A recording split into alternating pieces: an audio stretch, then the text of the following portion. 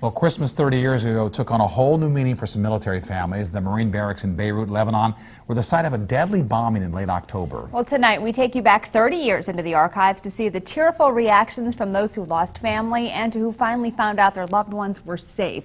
Here's a tour from Valley Head to Hixson to LaFayette during Christmas of 1983. When Marine officials from Rome, Georgia came to her home 10 o'clock Monday morning, Melba Fuller knew something was wrong. I knew then, but I went on to the door, but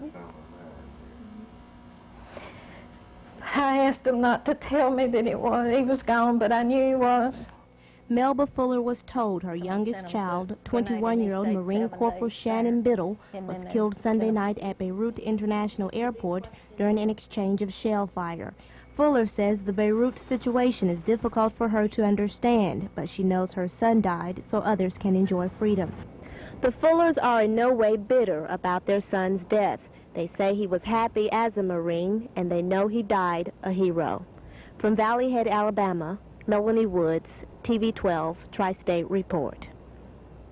This was the scene Friday night when Private First Class James Steele of Charlie Company returned home from a 6-month tour in Lebanon. This is the scene a few days later, relaxing, visiting old friends, and catching up with the family. It's a welcome sight for the 19-year-old Hixson High graduate. Several of his buddies died in the Marine headquarters explosion. James helped dig them out. But that doesn't mean he regrets being a Marine. In fact, he says it's given him confidence and the discipline needed to survive. You know, if you have discipline over there of a bunch of dead Marines, because because they tell you to get in the hole, and you got somebody who don't want to get in the hole, they get shot. So it's, you have no discipline. So.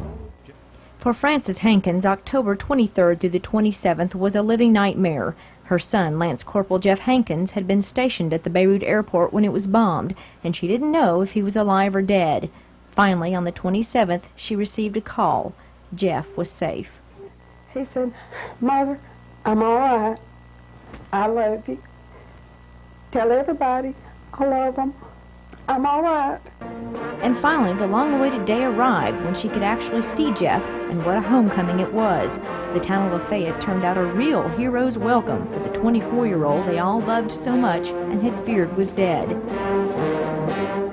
Frances was a tearful mix of joyous and sad emotions. Just glad to have him home. Wished all the other mothers could say the same.